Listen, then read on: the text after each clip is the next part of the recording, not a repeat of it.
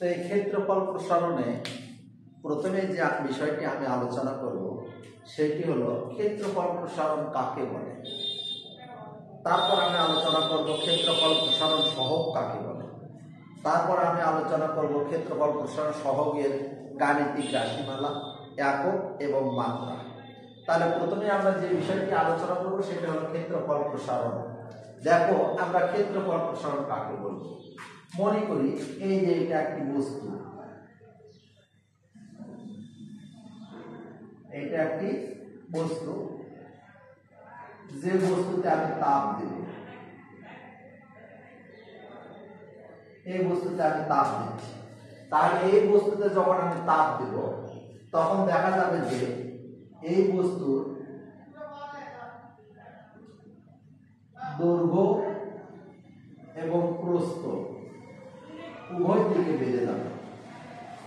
অর্থাৎ এইটুকু দৈর্ঘ্য বেড়ে যাচ্ছে এবং এইটুকু প্রস্থ বেড়ে যাচ্ছে। তার মানে কি, বস্তুর আয়তন ছিল এইটুকু, ক্ষেত্রফল ছিল এইটুকু, তাদের তাপ দেওয়ার ফলে আমার ক্ষেত্রফল হলো এইটুকু।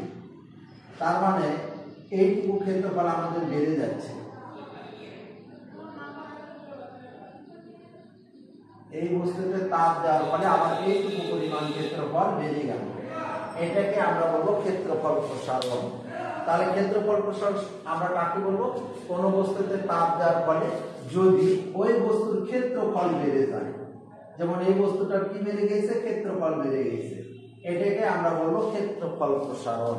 আমি আবারও বলছি, কোন বস্তুতে তাপ দেওয়ার ফলে যদি এই বস্তুর এরকম ক্ষেত্রফল বেড়ে যায়, এই যে কি বেড়ে গেছে ক্ষেত্রফল, এটাকে আমরা বলবো ক্ষেত্রফল প্রসারণ। তাহলে আমরা ক্ষেত্রফল প্রসারণ সহগ কাকে বলবো? ক্ষেত্রফল প্রসারণ সহগ।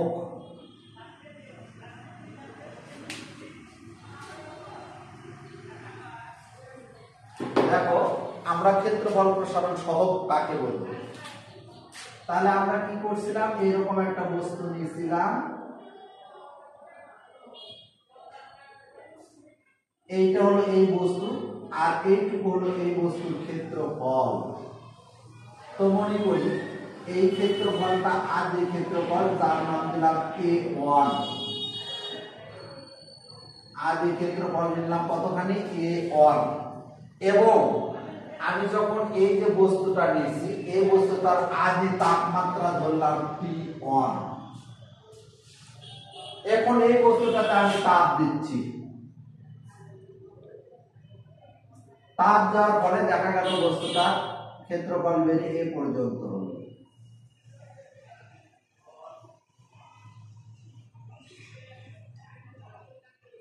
এই শেষ ক্ষেত্রফলটা ধরলাম আমি A2 এবং তাপমাত্রা ধরলাম T2।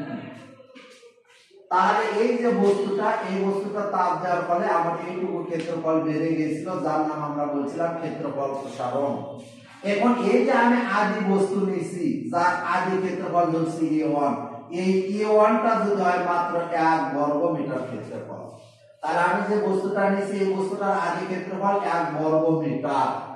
এবং এই বস্তুটাতে আমি তাপ যখন দিচ্ছি তখন এই বস্তুটার তাপমাত্রা বৃদ্ধি পাবে। কতখানি বৃদ্ধি পেল, মনে করে 1 কেলভিন বৃদ্ধি করলাম। তাহলে আমি 1 বর্গ মিটার ক্ষেত্রফলের বস্তুর তাপমাত্রা 1 কেলভিন বৃদ্ধি করছি। তখন এই বস্তুর যে পরিমাণ ক্ষেত্রফল বৃদ্ধি পেল, মনে করি তখন এইটুকু পরিমাণ ক্ষেত্রফল বৃদ্ধি পাইছে, এটাকে আমরা বলবো ক্ষেত্রফল প্রসারণ সহগ। আমি আবারও বলে দিচ্ছি, 1 বর্গ মিটার ক্ষেত্রফল বিশিষ্ট কোন বস্তুর তাপমাত্রা 1 কেলভিন বৃদ্ধি করলাম, ফলে ওই বস্তুর যে পরিমাণ ক্ষেত্রফল বৃদ্ধি পায় সেটার নাম হলো ক্ষেত্রফল প্রসারণ সহগ। তাহলে ক্ষেত্রফল প্রসারণ সহগ আমরা কাকে বলবো?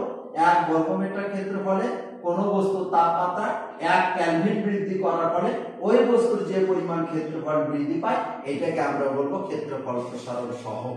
আর এই ক্ষেত্রফল প্রসারণ সহগকে আমরা বিটা দ্বারা প্রকাশ করব, বিটা।